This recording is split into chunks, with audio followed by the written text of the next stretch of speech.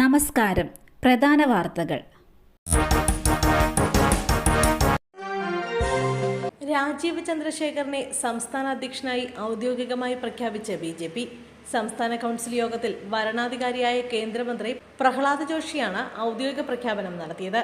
കേരളത്തിന്റെ പ്രഭാരിയായ പ്രകാശ് ജാവേദ്കർ കഴിഞ്ഞ ദിവസം ചേർന്ന കോർ കമ്മിറ്റി യോഗത്തിലാണ് കേന്ദ്ര നേതൃത്വത്തിന്റെ നോമിനി രാജീവ് ചന്ദ്രശേഖറാണെന്ന് അറിയിച്ചത്. തുടർന്ന് അധ്യക്ഷ സ്ഥാനത്തേക്ക് രാജീവ് നാമനിർദ്ദേശ പത്രിക നൽകുകയായിരുന്നു.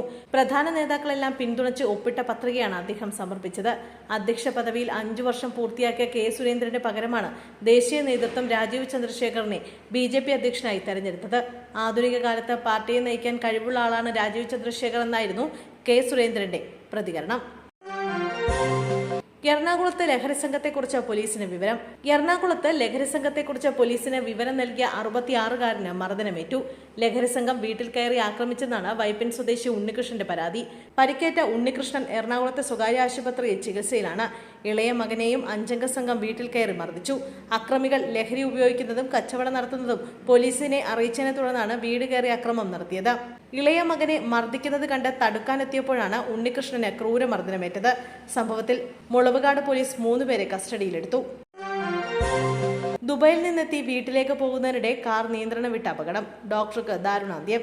MC റോഡിൽ കൊട്ടാരക്കര കമ്പങ്കോട് കാർ നിയന്ത്രണം വിട്ട് മറിഞ്ഞുണ്ടായ അപകടത്തിൽ ഡോക്ടർക്ക് ദാരുണാന്ത്യം. പത്തനംതിട്ട ചന്ദനപ്പള്ളി സ്വദേശിനി വടക്കേക്കരയിൽ ഡോക്ടർ ബിന്ദു ഫിലിപ്പാണ് മരിച്ചത്. 48 വയസ്സായിരുന്നു. ദുബൈയിൽ നിന്ന് തിരുവനന്തപുരം വിമാനത്താവളത്തിൽ ഇറങ്ങിയ ശേഷം രാവിലെ വീട്ടിലേക്ക് വരുമ്പോഴായിരുന്നു അപകടം. ഡ്രൈവർ ഉറങ്ങിപ്പോയതാണ് അപകടത്തിന് കാരണമെന്നാണ് വിവരം. അപകടത്തിൽ ഡോക്ടർക്ക് ജീവൻ നഷ്ടപ്പെടുകയും കാർ ഡ്രൈവർ ബിജു ജോർജിന് നേരിയ പരിക്കും പറ്റി. മൃതദേഹം ആശുപത്രിയിലേക്ക് മാറ്റി പോസ്റ്റ്മോർട്ടത്തിന് ശേഷം കുടുംബത്തിന് വിട്ടു നൽകും. IB ഉദ്യോഗസ്ഥരെ മരിച്ച നിലയിൽ കണ്ടെത്തി. മൃതദേഹം കണ്ടെത്തിയത് ചാക്ക റെയിൽവേ ട്രാക്കിൽ. തിരുവനന്തപുരം വിമാനത്താവളത്തിലെ എമിഗ്രേഷൻ വിഭാഗത്തിലെ ഉദ്യോഗസ്ഥ മേഘയാണ് മരിച്ചത്. 24 വയസ്സായിരുന്നു. പത്തനംതിട്ട സ്വദേശിയാണ് മേഘ. ചാക്ക റെയിൽവേ ട്രാക്കിൽ മേഘയുടെ മൃതദേഹം കണ്ടെത്തുകയായിരുന്നു. ജോലി കഴിഞ്ഞ് ഇന്ന് രാവിലെ വിമാനത്താവളത്തിൽ നിന്നും മടങ്ങിയതായിരുന്നു. എന്താണ് മരണത്തിന് കാരണമെന്ന് വ്യക്തമല്ല. പോലീസ് സ്ഥലത്തെത്തി മൃതദേഹം ആശുപത്രിയിലേക്ക് മാറ്റി. ആത്മഹത്യയാണെന്നാണ് പ്രാഥമിക നിഗമനം. ഡൽഹി ഹൈക്കോടതി ജഡ്ജി യശ്വന്ത് വർമ്മയുടെ ജുഡീഷ്യൽ ചുമതലകൾ പിൻവലിച്ചു.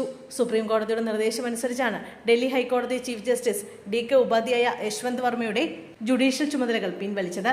യശ്വന്ത് വർമ്മയുടെ ഔദ്യോഗിക വസതിയിൽ പണം കണ്ടെത്തിയത് സംബന്ധിച്ച് സുപ്രീം കോടതി നിയോഗിച്ച 3-അംഗ ആഭ്യന്തര അന്വേഷണ സമിതി ഉടൻ നടപടികൾ ആരംഭിക്കും.